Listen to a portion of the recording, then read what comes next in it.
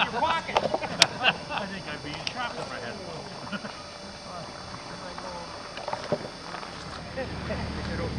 Mel's house.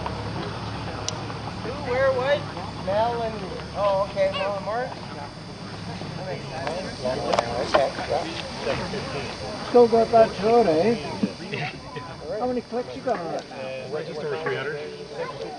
Just broken in nicely. Yeah, it is. Yeah, that still runs. It still keeps on ticking along. Oh, Yeah. Good, no problem. What year is it?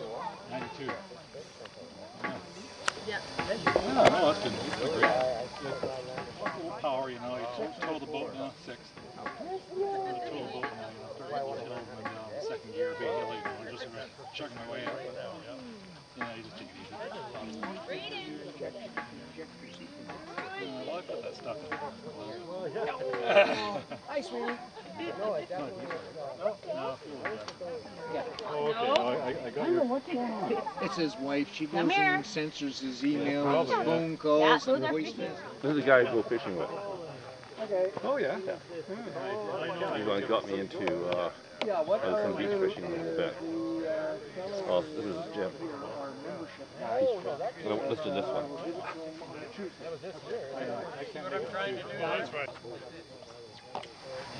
That's going to happen when you keep the rod here, same distance from the ground, or the rod tip, scratching like a seal. The way to do that is you've got to look at your back cast and your forward cast. One way of doing that, just rope it not long enough. I like putting enough that's all I got. So I got about 12 feet there. What I want to do is put the rod about a foot and a half, 2 feet over that line. And this is going to be your V. See right there? That's as far as you can go without causing a big loop and staying here. Now, you're going to need more line speed than just doing that. So what you're going to have to do is do this back and forth. Just like when you're casting, you have your base going back and forth like this. And you're doing that snap, bring it back, snap, bring it forward, snap, bring it back. It's like throwing a ball. That loads it, that's a loading rod, but a guy throws a ball, you see his wrist is like that, and at the end, he snaps it. That's what gives the ball speed. And that's what you're going to do here. And you can see it really plain. What I want to do is just follow along and stop the rod right there. See that line? It's staying above that line. It's staying above that straight line. You can see your back cast and your forward cast. Your back cast, whoops, and your forward cast. That's your back cast there and your forward cast. When the rod goes past coming off the ceiling and goes too far, you're starting to get an arc like this. What happens is you start getting like this. See that big loop coming?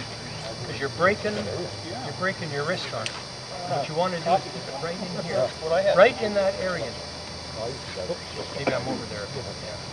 Scissors there. You can do this at home and it'll show your back cast. Once you get that in your mind, you see that nice tight loop forming, you say, I want that up here. So the only way to get that up there, whoops, set that up at home. And it's a good thing. Once you get that in your mind, you actually see in that little going on like this. You're loading the rod, you're pulling, accelerating the rod, and then you give the snap on the end. That gives you your line speed and causes a nice tight loop to form. Once the rod starts passing over that line and getting down here, your loop starts opening and your loop will start looking. This time we'll do it right. See, as long as it's up there, it'll make a nice tight loop. But as soon as you start getting like this, going over the line on an upward cast. So this cast is the same thing. You're doing this, like this back and forth. You're doing the same thing when you're doing it in an upward.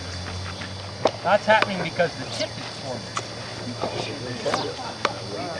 Remember, when you're casting, you're not throwing the line with the rod. What you're doing is you're loading and unloading the rod. You're pulling it, accelerating it, and right at the end you give the speed up and snap. And when you do that, the whole thing will go for it. You're not trying to throw it. There's a fellow on the beach, I won't mention his name because he's there. He's a really good fisherman. So I see him out there, he's pitiful. He's actually doing that. He's throwing the line with the rod. You don't. All you want to do is load and unload that rod.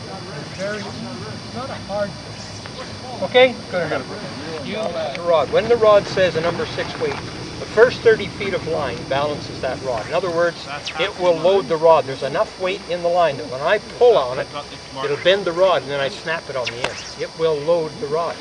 Now, did you put those marks on yourself? Yep. Yep. I marked it at 30 and then I marked it, I would say 40, 50 feet. Once you're past the school, you know, they're porpoising and rolling and that, bring it up to your marker, lift it once, and put it back out again. You don't have to. If you bring it in past the 30 foot, you're going to have to extend the line because there's not enough weight to load the rod. So what you're going to have to do, say I bring it in like this, right up, there's no need to bring it up. The fish are out there. You can have a whole pile of line. The way I fish it, I've got a little basket and I got some plastic ties up through it. 3 in the front, 3 in the middle, 3 on the back, something like that. And what I do, as soon as I cast it out, I just tuck it under my arm and I just strip it in. And I can move it, give it a little, sometimes I'll strip it in for full hold real fast. You can do all kinds, that's the way I fish. That's the way I fish it. And you pretty well have to with that basket. Yeah. So what you want to do, you don't want to bring it much past 30 feet because now it's light. Now you got to extend all your line out. If you're beach fishing, you just want to just lift it once, throw it back on the other way. Just pretend all this is in my basket. Exactly. Oh no. Die on the bottom. Yeah. And I'll bring it up. What I've got on there, I'll show you the configuration I got on here. I got a little knot here where the 20-pound test monofilament meets my braided nylon. And that 20-pound test monofilament is tied onto the fly line. See right there? Now what that does, it makes it nice and slick. Easy to load the rod like this. You just lift it up once and throw it out. Yeah, 6 weights. It's always the first 30 feet of line. See, they got together and they said, okay, what's an average cast? Well, about 30 feet. A good caster can also shoot out at least another 15 or 20 after that. 50-foot cast, most fishing, if the fish are further away, wait up. You know, you don't need long, sometimes on the beach you do. Like I've been the coho sometimes. You just need to lift it up to once. So once you come to that 30-foot mark, then you just lift it up and give it a little, put it right back out again. Now I notice it kind of lands in a corner or yeah, that because the wind's blowing in here. When you put out a long line, you find out that it won't straighten out. See, if I put out just a 30 foot, it won't. Or 40 or even 50, it'll straight right up and yank on the rod. I'll just put out a little one. Yeah, it's the wind. It's just that wind that's blowing. and your leader paper.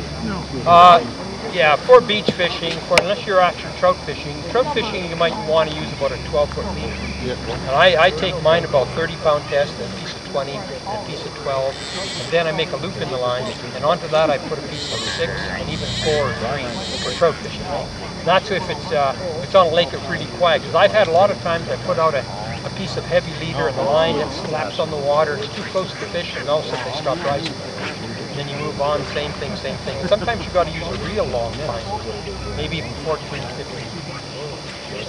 Stop, lift it up, and you know where it perfectly balances the rod. In other words, it'll load the rod. It's got enough weight to load the rod, so when you bring it up, you lift it off the water, throw it up behind you, one cast, and way out. If you are ripping 60 feet of line off the yeah, if you got 40, 50 feet of line on the water, all of a sudden you find it, oops, hip, slop, it's right in here, and then you got to pull the line in, you got to extend it all out.